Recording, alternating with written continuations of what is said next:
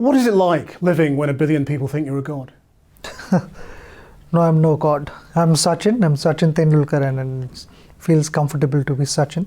It's nice that people love me, they like me, and they're expressive. How do you balance basically being an individual athlete with actually playing for India?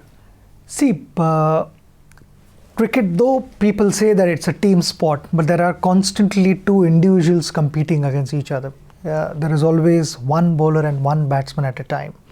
So, if the individuals are able to contribute something significant towards the team's cause, then that becomes a satisfying factor, where at the end of the day's play, you sit back in the dressing room and say that I've been able to contribute something significantly, and because of my contribution, team has won today. It's a terrific feeling. Mr. J.R.D. Tata, who was my predecessor, played a very important role in being a mentor to me.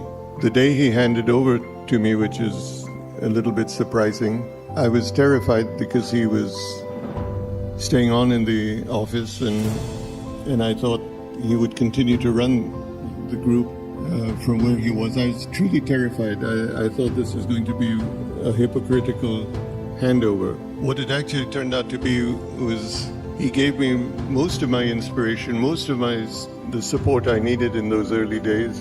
Most of the advice that I received came from him. I don't know what would have happened in those first 2 or 3 years while he was there had he not been there. So yes, he was probably my greatest inspiration and greatest role model that I had, and I was very lucky to have him.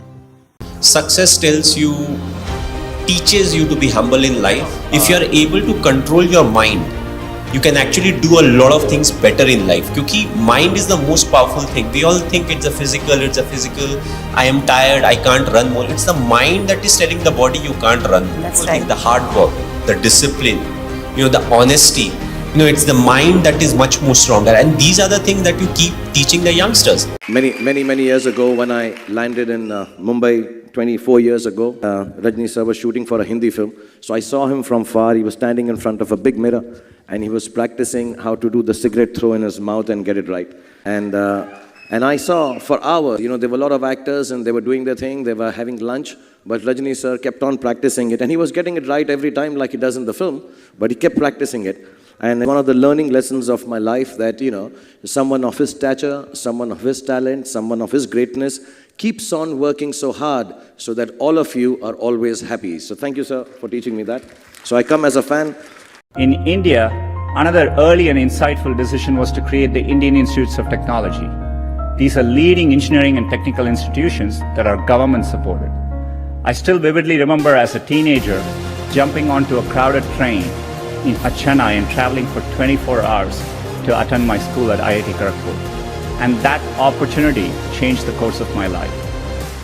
These institutions, over many decades, have played a huge role in creating generations of skilled entrepreneurs in India.